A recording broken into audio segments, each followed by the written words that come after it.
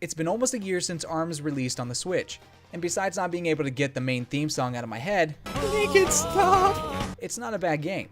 However, the game doesn't hold my attention for longer than a few matches at a time.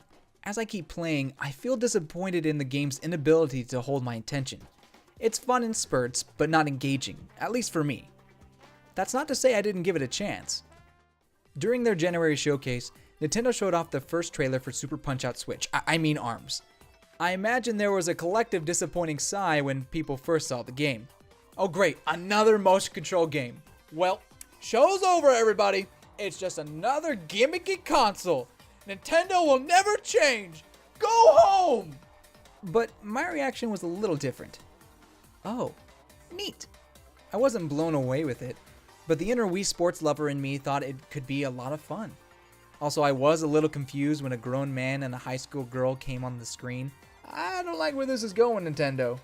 But then their arms transformed and I realized it was a fighting game. Thank goodness.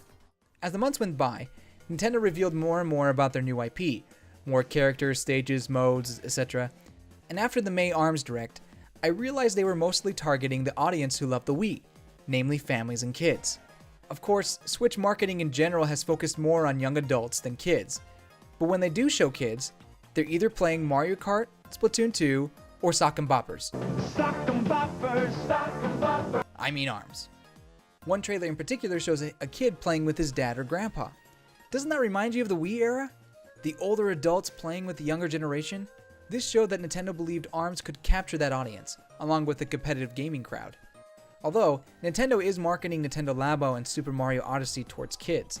Obviously. But when ARMS released, it helped fill that demographic.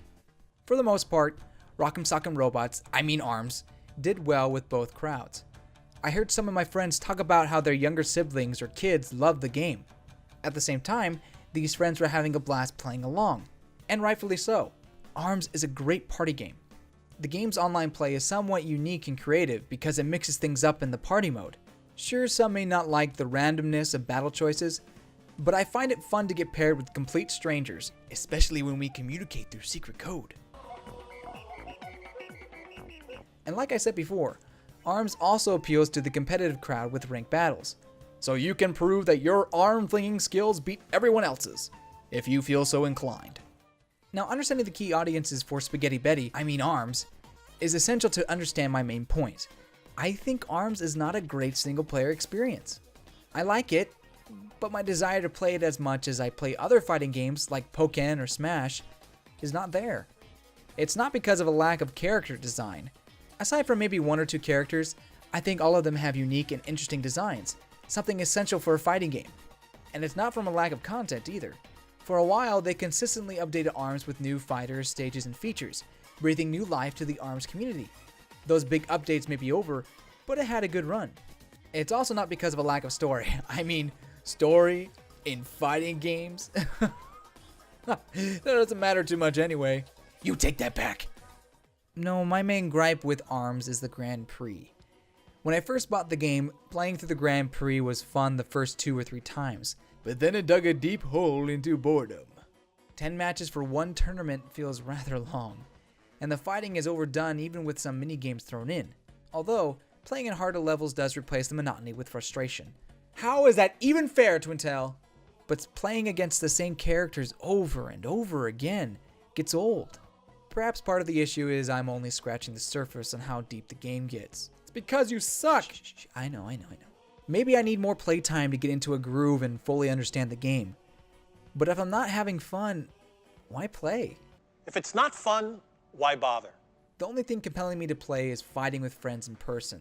That's where ARMS, like most fighting games, shines. It gets wacky, hectic, and strategical if you're playing with enthusiasts. The problem is I don't usually play video games with friends, and I tend to avoid playing online. Please, stop. I want to play too! Let me hit you! Let me hit you!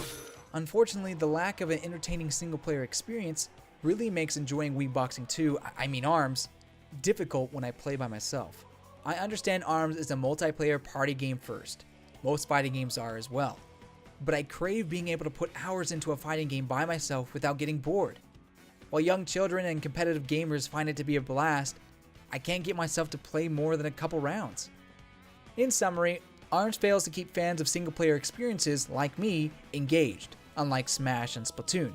That being said, ARMS has sold over 1 million copies worldwide and still has a decent following of players.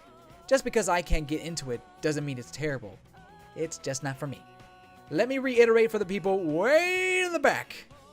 I still find the game fun, just not as good and engaging as I thought it would be. Now, if you excuse me, I'm going to go play some sock and boppers. More fun than a pillow fight! Thank you so much for watching. What do you think of ARMS? Do you think the sequel Legs is inevitable? Let us know in the comments below. Be sure to subscribe to NintenCity for more opinions and reviews. Goodbye, you good people!